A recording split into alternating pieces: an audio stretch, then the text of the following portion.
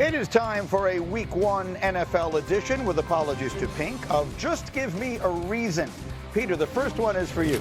Give me a reason the Jets can upset the Steelers Sunday at 1 Eastern. I think they can take the air out of the ball and they can knock Aaron Rodgers around. That's a really good defensive front, and Aaron Glenn has been preaching discipline, hard-hitting toughness on defense the entire training camp and offseason.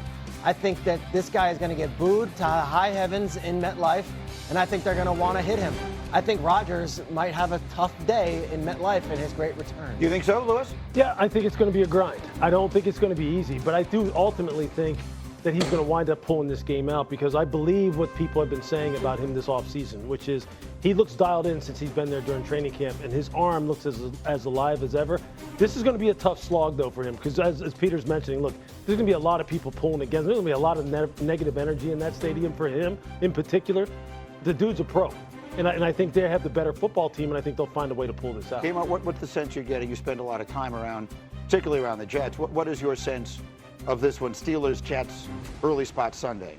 Well, so I think that the Steelers will close it out. But my big concern is Aaron Rodgers is almost 42 years old. Mm-hmm. And videos that are circulating on Twitter showing, does Aaron look slow? I think he'll actually play better this season. But I think against the team that knows him, this defense knows him, right? Yeah. And Aaron Glenn, he brings that physical mentality. He came from Detroit. He's looking at this like we have to set the tone. I don't know how good the Jets will be this season, but in this game on their home turf, he's at least going to try to get Aaron off his mark. Steelers were a 2.5-point favorite. We can put the picks up on the screen. I hope everyone in Florham Park is watching as you see as you see the blasphemy that is about to come up on the screen here. Can we blaspheme? Wait a minute. What? Are we populating them? Another clean sweep. By the way, the total is 38.5. That's a low number. People don't think either of these teams are going to be explosive offensively. Neat, give me a final word. Yeah, I mean, I think if the Jets are going to pull it off, it's going to be because Justin Fields has the ability to make incredibly big plays, game-changing plays with his legs. I know Aaron Glenn coached really well with a defense that was full of injuries last year, and there is a defense with some dudes on it. So that defense is going to be good, and you're going to need Fields to break some long runs to make big scores for the Jets. All right, let's continue. Just give me a reason. And let's actually stay with the New York teams. Dominique, a very interesting matchup in Week 1 in the NFC East is the Giants and Commanders. Give me a reason the Giants can pull off an upset in this game. Yeah, the Giants actually have some pretty favorable matchups at important spots. So you're looking at Malik Neighbors right now, and he's a tough matchup for even the best corners in football. He's one of those top of the league, top 10 elite type receivers that can change the game. And that defensive line that we've all been talking about, we're excited to see how that front four, particularly on nickel situations and third down, with the addition of Abdul Carter, can get after them with Dexter Lawrence. If they can win those spots and keep the game short and reduce turnovers, I think they will be in the game towards the end of it, and then anything can happen at the end of a game. Traeger, it's been interesting to me. I feel like there have been a lot of people over the course of this summer who have been pointing at this game, right? And the vibes around the Giants, which could not have been worse at the end of last season, feel as though they've really swung. And a lot of people have pointed at this game as the spot for a possible upset Week 1. Yeah, because the Giants front four is going to give Jayden Daniels trouble. And I could argue that the Giants front four up there with the Eagles might be the best front four in all of football. When you're looking at the rookie Abdul Carter next to Brian Burns, Dexter Lawrence, and Kayvon Thibodeau, that is going to be a long afternoon for any quarterback. And Jayden, who we know is going to be able to use his legs and evade some of it, you can argue, yes, they got Laramie Tunsil and they drafted a player to play as well on the offensive line. Jayden's offensive line was not necessarily the Hogs of the Redskins of the 80s last year. So I think that he's going to be under pressure a lot. And the two times the Giants played the Commanders last year, the Giants almost came out with victory. So you could make the argument that the Giants are in a good position. I don't like them to win on the road in the home opener for one. Commanders I have them -6.5. I have a total here at 45.5. How do you see it, Kmart? Listen, I think the Commanders will win, but I think in this game, the Giants have nothing to lose. Everybody's talking about how difficult their schedule is. This is a team that people might not, maybe the vibes seem, we all seem intrigued by the Giants, but this wasn't a team that we were expecting to do much this year.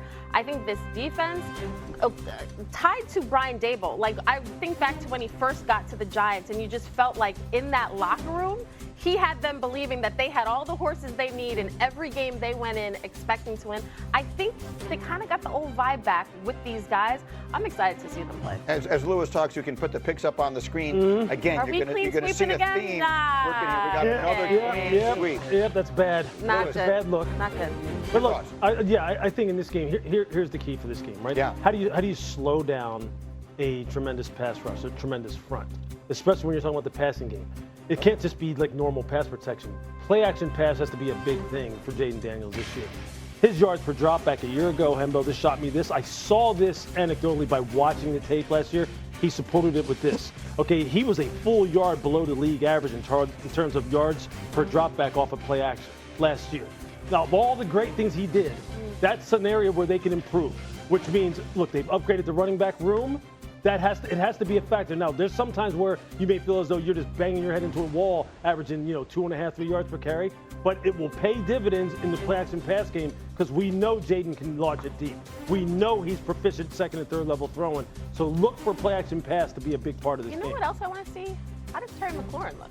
Yeah. I mean, we all were saying they got to pay Terry. They got to pay Terry. Get him in practice. Well, now he's about to play. And how do they use Deebo Samuel? Remember, when you talk about upgrading the running back room, maybe he's a big part of that running game. They'll be fascinating to watch. There's one other thing I'm dying to show you here. Let me take another of our name-based puns.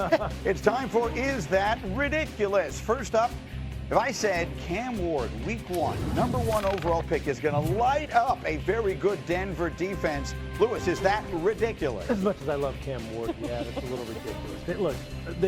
Vance Joseph has got the Denver Broncos defense humming right now. They can rush the passer. They got the best cover corner in the NFL. Cam is going to have a great season. He just is. Just let him have his growing pains. Let him crawl before he walks. Let him walk before he runs. But once he gets running, he will light some people up. It's just not this week. All right, so we start with a younger quarterback. Let's go to an older one. If I said Matthew Stafford is going to throw 3 touchdown passes in the opener against Houston, is that ridiculous? Yeah, that's a little ridiculous. Look, the Houston Texans can rush the passer as well as anyone. They've got a bunch of dogs on that defense. We've been worrying about Matthew Stafford all preseason long as far as the status of his back.